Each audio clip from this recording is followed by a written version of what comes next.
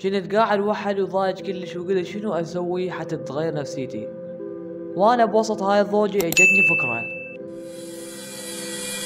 السلام عليكم ورحمة الله وبركاته، مشتاق لكم كلش هواي. اعرف صار لي هواي ما مصور بس بسبب الدوام.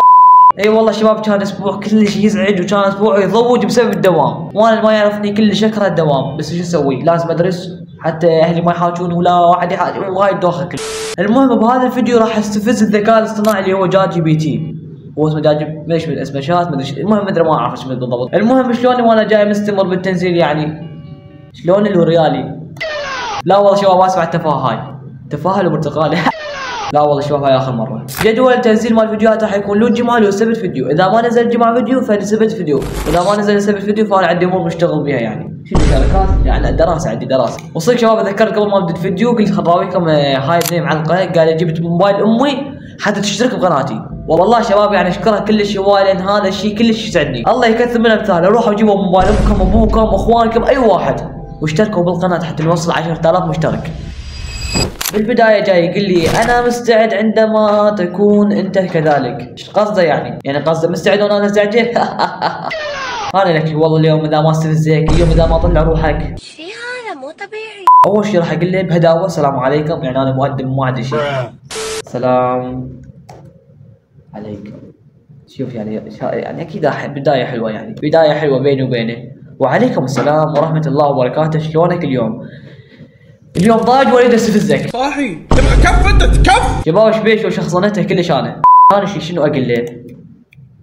راح ابدا وياه بهداوه. شنو اسم امك؟ لا واضح بهداوه واضح. خلينا نشوف يقول لي. ما عندي لا ام لاني برنامج مو انسان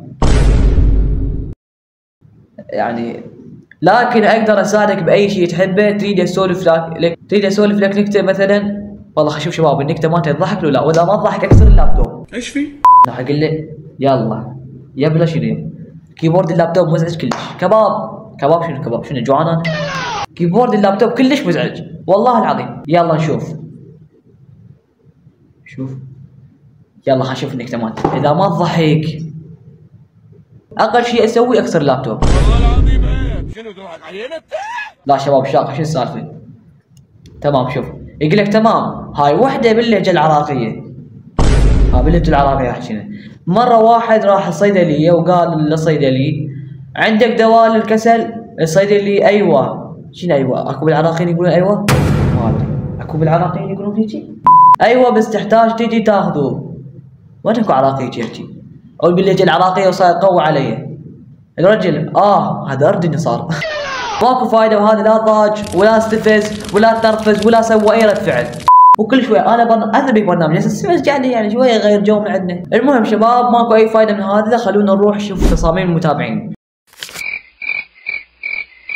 لما قلت لكم راح اشوف تصاميم المتابعين ورا ما منتجت الفيديو وانا جاي منتجه اكتشفت انه اللابتوب ما جاي يطلع صوت، يعني تصوير الشاشه مال اللابتوب ما جاي يطلع صوت. وانا ظلت احكي ويا المتابعين وانا ظلت اقول على تصاميم حلوات وما ادري شنو وامدح وما اعرف شنو، ظلت اسولف شويه وبالاخير كله طلع ما مصور.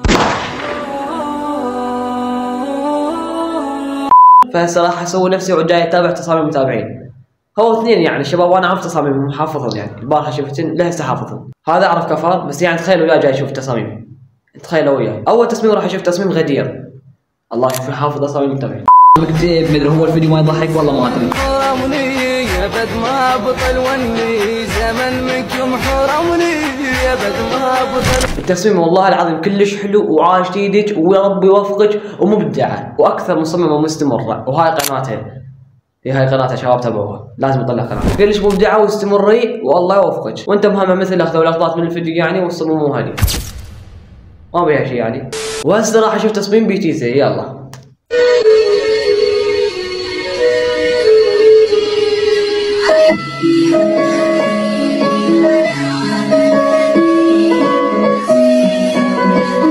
انا شنو ابدا؟